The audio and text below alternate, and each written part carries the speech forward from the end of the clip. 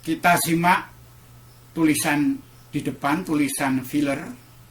Anda semuanya mempunyai potensi jenius, karunia dari Tuhan yang Maha Esa. Marilah kita tingkatkan iman kepadanya dan marilah kita belajar lintas generasi bersama saya. Para politisi berjuang beradu strategi dan itu wajar hak mereka. Pendidik mendoakan para politisi pandai merawat batas agar bangsanya tentram bekerja, memanfaatkan sumber daya yang dikaruniakan Tuhan Yang Maha Esa. Pendidik wajib mendampingi siswa SD, SMP, SMA, dan para remaja untuk menyiapkan diri menjadi pemimpin Indonesia Emas tahun 2045 yang berilmu dan berkarakter terpuji. Marilah kita pelajari beberapa aspek pendidikan yang bermanfaat untuk generasi kita menjadi lebih baik. Kita perhatikan tulisan lajur kuning bagian atas. Sejak zaman kuno sampai abad 21 ini, banyak kisah manusia memanggil bakat yang masih terpendam untuk muncul. Tiap orang diberi bakat oleh Tuhan yang Maha Esa.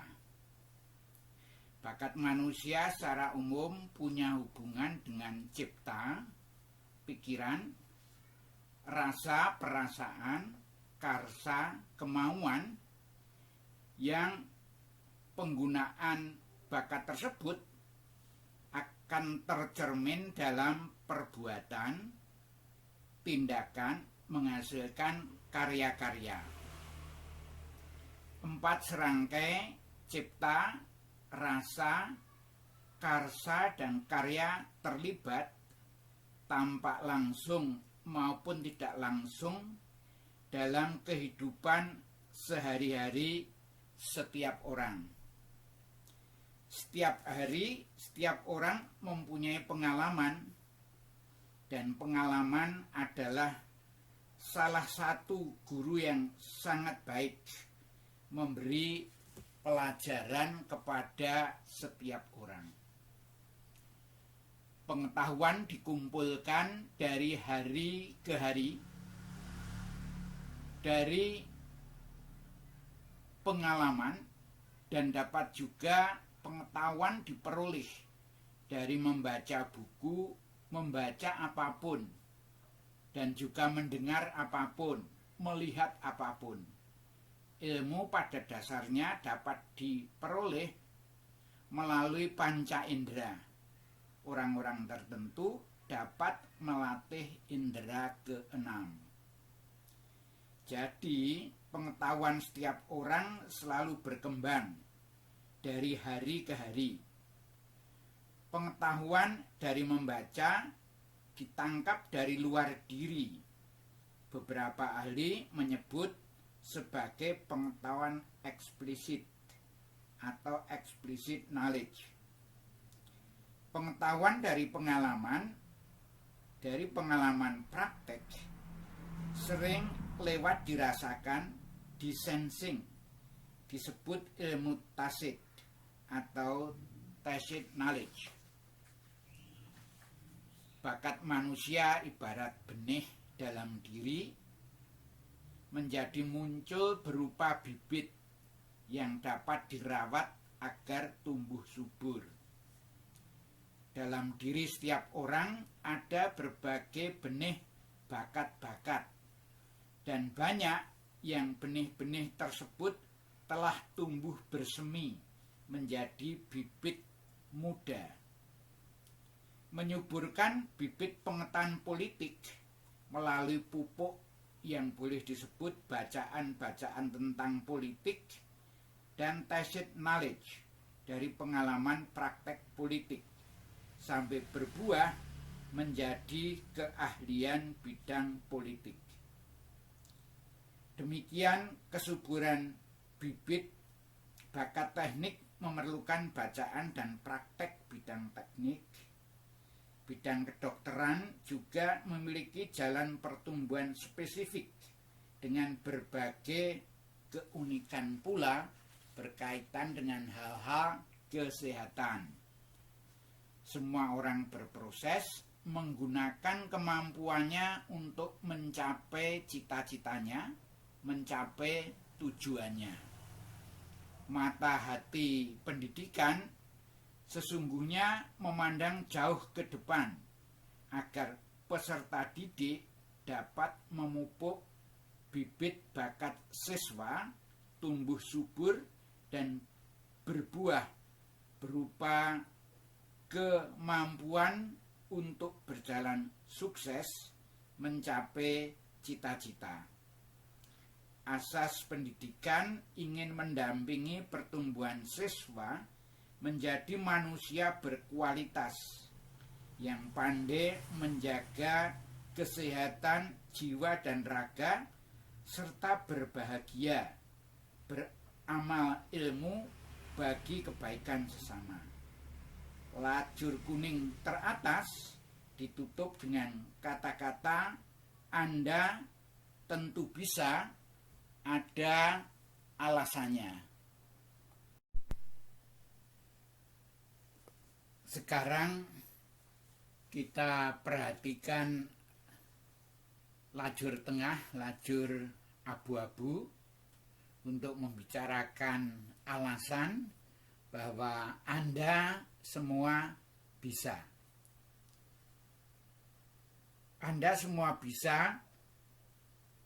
Ada contoh fakta-fakta tentang variasi atau keanekaragaman orang-orang sukses dalam sejarah perjalanan manusia abad ke abad. Orang sukses memilih jalannya dan cara belajarnya beda-beda sesuai situasi dan kondisi masing-masing. Bagi pendidik sejati sangat memahami keadilan Tuhan Yang Maha Esa, membuka jalan belajar manusia yang menekuni bakatnya dengan semangat penuh dan gairah tinggi atau disebut passion, rasa percaya diri untuk setiap hari bertambah pintar dari ilmu eksplisit dan ilmu tacit yang dikumpulkan dengan semangat penuh dan gairah tinggi tersebut sangatlah menentukan kemajuan penguasaan ilmu yang akan digunakan oleh masing-masing. Sudah pernah mendengarkah kisah Thomas Alva Edison, kisah Leonardo da Vinci, Bill Gates, Marie Curie, Elon Musk, dan Sarah Gilbert? Saya akan cerita ringkas saja untuk menyegarkan kenangan terhadap hal-hal yang mereka lakukan.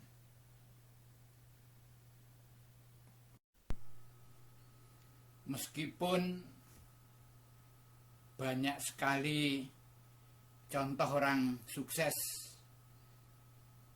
dari sejarah yang bisa kita lacak misalnya lewat internet, namun kali ini saya akan membicarakan beberapa hal saja untuk menunjukkan bukti-bukti bahwa Anda semua bisa sukses. Pertama, cerita tentang Thomas Alva Edison.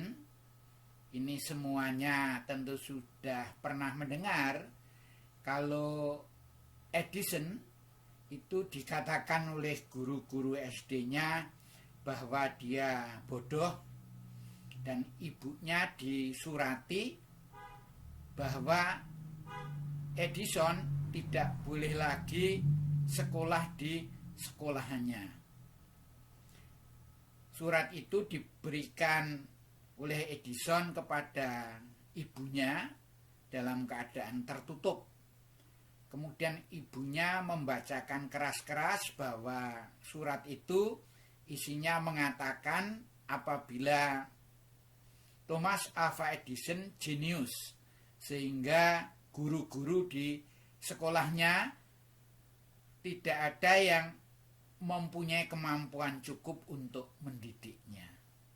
Itulah yang ditanamkan oleh ibunya kepada Thomas Alva Edison.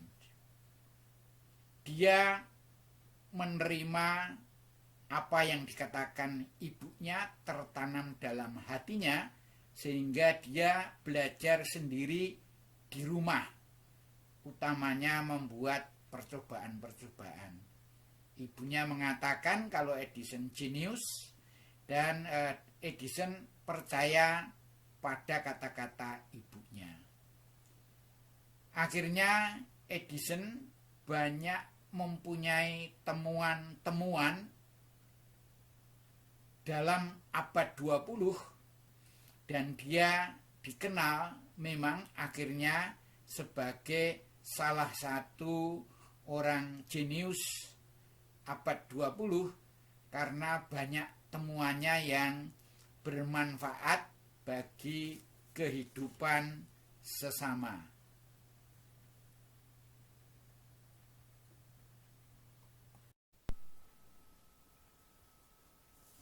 Leonardo da Vinci adalah pelukis. Dia mempunyai passion untuk melukis, dan ini banyak diceritakan bahwa passion dia, refleksi yang mendalam, itu dikatakan sebagai contoh orang yang mampu memanggil kekuatan tersembunyi dan kecerdasan tersembunyi yang dikaruniakan kepadanya oleh Tuhan Yang Maha Esa. Leonardo da Vinci sebagai contoh kemampuan untuk menampilkan hidden power and hidden intelligence. Dia terkenal membuat lukisan Mona Lisa, juga lukisan tampilan sosok malaikat, serta lukisan-lukisan imajinatif yang lainnya. Dia sangat terkenal karena memang memilih jalan hidupnya sebagai pelukis dengan passion, dengan semangat penuh dan perhatian yang sangat mendalam. Itulah yang dapat kita petik dari kisah tentang Leonardo da Vinci. Selanjutnya tentang Bill Gates dan Marie Curie. Marie Curie mempunyai masa hidup sebelum Bill Gates. Namun kita kenang dulu tentang Bill Gates. Dia saat masuk perguruan tinggi di Harvard, ketika masih muda tidak mempunyai passion untuk mendapatkan gelar sarjana, namun dia mempunyai passion untuk membuat komputer yang lebih murah dan ukurannya lebih kecil dari komputer yang ada pada saat itu, karena saat itu komputer ukuran besar yang beli itu biasanya organisasi atau institusi. Namun Bill Gates ingin membuat komputer untuk rumah tangga, sehingga setiap rumah tangga mampu memilikinya dan bisa menggunakannya. Akhirnya berdasar ketekunannya dari belajar dan praktek hari ke hari, berhasillah Bill Gates menciptakan komputer yang dicita-citakannya. Adapun tentang Marie Curie, dia berasal dari Polandia. Saat dia remaja, itu memang perempuan di Polandia tidak diperkenankan untuk menempuh studi lanjutan. Akhirnya Marie Curie belajar sendiri dan selalu memikirkan bagaimana caranya bisa belajar lebih lanjut. Datanglah suatu saat kesempatan dia untuk belajar di Prancis di Universitas Sorbonne. Akhirnya dia menemukan sinar radium dan mendapat hadiah Nobel. Dalam hidupnya dia menerima 2 kali hadiah Nobel kimia dan fisika. Ketika dia mendapat temuan yang betul-betul spektakuler, suaminya mengusulkan untuk dipatenkan agar menghasilkan uang, tetapi Marie Curie saat itu memilih diumumkan dengan cuma-cuma karena dia ingat para pendahulunya, para penemu sebelumnya memberikan pengumuman atas temuannya secara cuma-cuma. Itulah kenangan indah terhadap Bill Gates dan Marie Curie. Selanjutnya cerita tentang Elon Musk dan Sarah Gilbert. Elon Musk yang diberi julukan si kutu buku, sejak kecil memang suka membaca. Dia lahir di Afrika Selatan dan melanjutkan studi perguruan tinggi di bidang bisnis dan fisika di Pennsylvania, Amerika Serikat. Dan dia juga melanjutkan studi S3 di Amerika di Stanford University. Saat ini si kutu buku menjadi pengusaha roket dan membuat mobil listrik Tesla. Elon Musk saat ini masuk kelompok 10 orang terkaya di dunia pada usia sekitar 50 tahun. Itulah kenangan indah terhadap Elon Musk. Selanjutnya, kenangan indah terhadap Sarah Gilbert seperti apa? Sarah Gilbert bersama timnya menemukan vaksin AstraZeneca. Dia penemu vaksin AstraZeneca yang tidak mau cari keuntungan.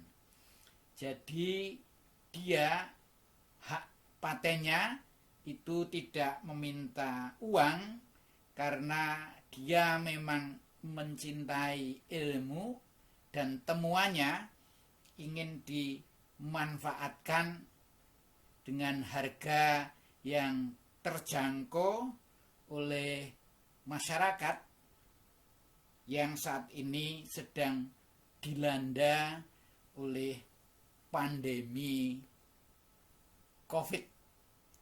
Itulah yang dikerjakan oleh Sarah Gilbert, wanita yang hatinya tidak mencari keuntungan dari temuannya seperti Marie Curie yang kita bicarakan di depan tadi. Saya juga tidak pernah bosan bercerita ke mahasiswa tentang senior saya, Haji Muhammad Lukminto. Sejak sangat muda tidak lulus SMA, memutuskan untuk berdagang tekstil dengan modal ratusan ribu rupiah saja, dan pada waktu dipanggil Allah pada usia sekitar 66 tahun telah menghasilkan akumulasi finansial dalam hitungan triliunan. Nah, ini beliau senior saya, Haji Muhammad Lukminto, belajar sendiri. Jadi yang dikumpulkan utamanya adalah tacit knowledge. Jadi pengetahuan yang disensing, disimpulkan dari pengalaman-pengalaman.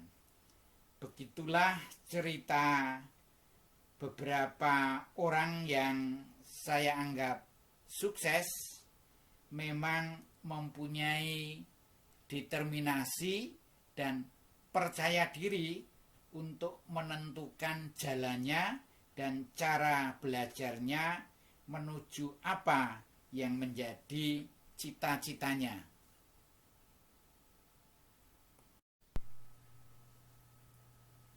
Saya yakin saat ini ada teman remaja yang menonton video, kondisinya mirip saya ketika remaja, dalam situasi dan kondisi ekonomi yang sangat pas-pasan, sehingga ketika saya remaja melanjutkan kuliah dengan cita-cita ingin membantu ekonomi orang tua yang penghasilannya minim sekali dan adiknya banyak sehingga tidak cukup. Itulah dorongan pertama, walaupun saya sebetulnya juga mempunyai hobi membaca dan belajar.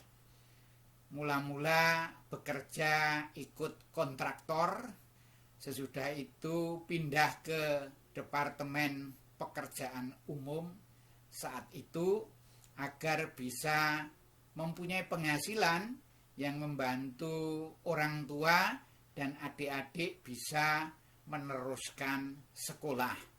Nah, itulah yang saya lakukan.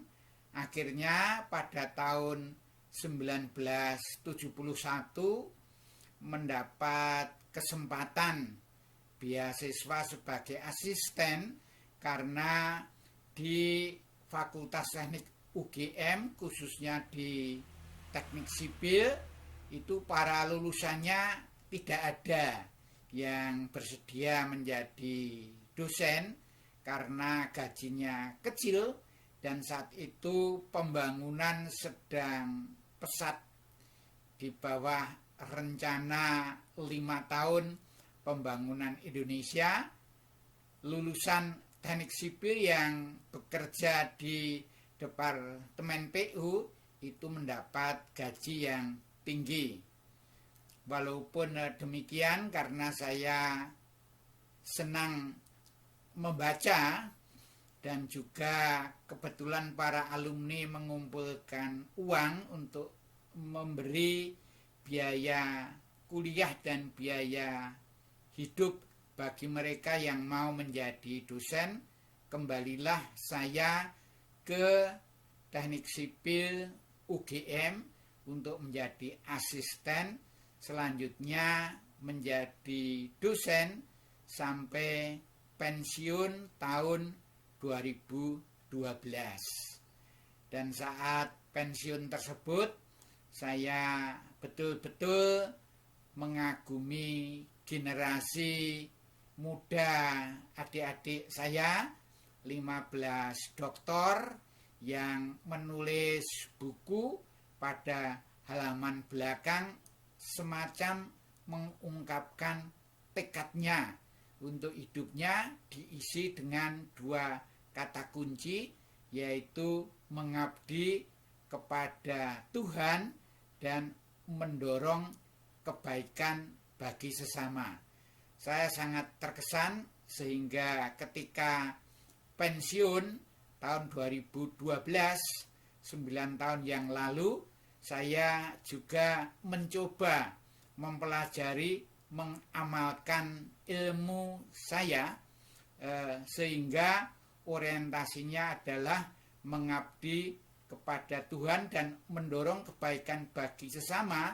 Ternyata secara finansial, ilmu yang saya miliki dari bacaan-bacaan itu berguna di beberapa tempat yang memberikan insentif kepada saya, dan sampai sekarang usia 74, bersyukur alhamdulillah secara finansial saya tidak kekurangan dan merasakan memiliki kesehatan jiwa dan raga. Nah, itulah cerita-cerita, mudah-mudahan dari berbagai cerita yang ada, para penonton, utamanya remaja, itu terinspirasi dan pada usia sama dengan saya sekarang, 74 tahun, itu sudah lebih sukses dalam memberikan partisipasi dan kontribusi selain kepada masyarakat, juga kepada diri keluarganya, juga kepada bangsa Indonesia. Itulah dorongan kenapa saya ingin berbagi pengalaman-pengalaman dari orang lain, dan juga sebagian adalah pengalaman saya sendiri.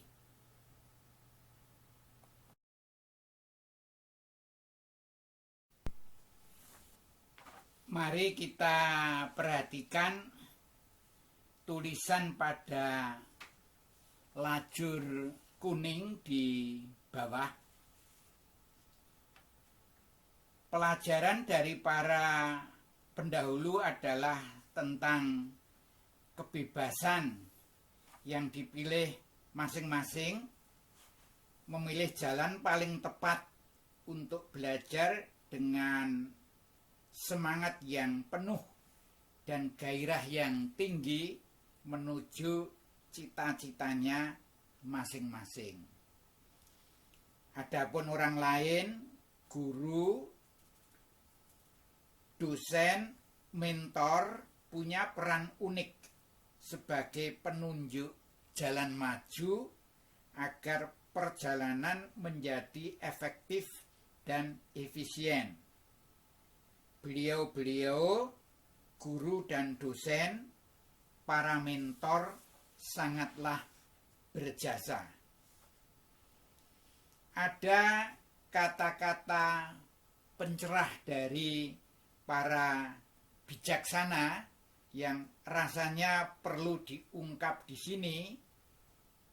Pernyataannya adalah demikian: setiap orang adalah guru, setiap hal adalah pelajaran.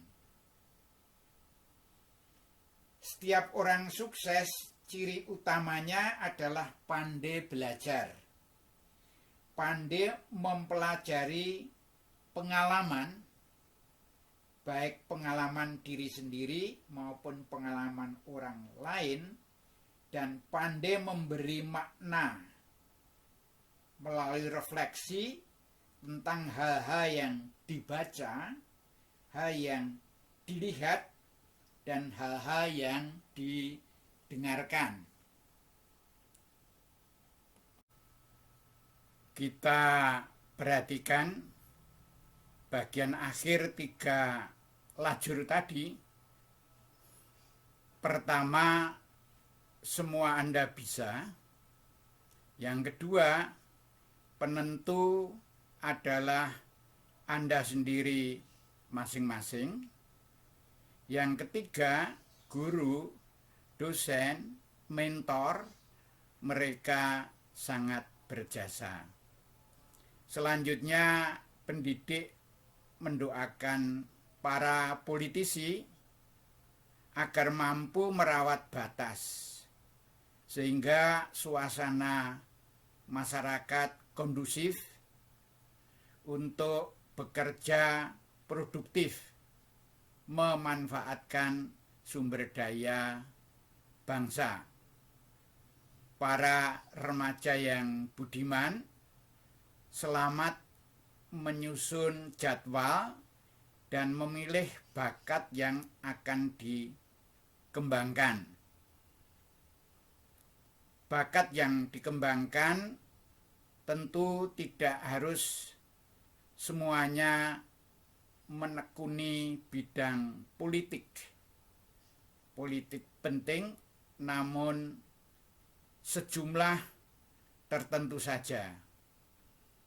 Jalan sukses kehidupan tidak harus semuanya di jalan politik, seperti halnya cerita Thomas Alva Edison yang tadi telah kita segarkan bersama sebagai kenangan indah. Selamat berjuang, semoga selalu sukses dan berkah. Sampai jumpa lagi.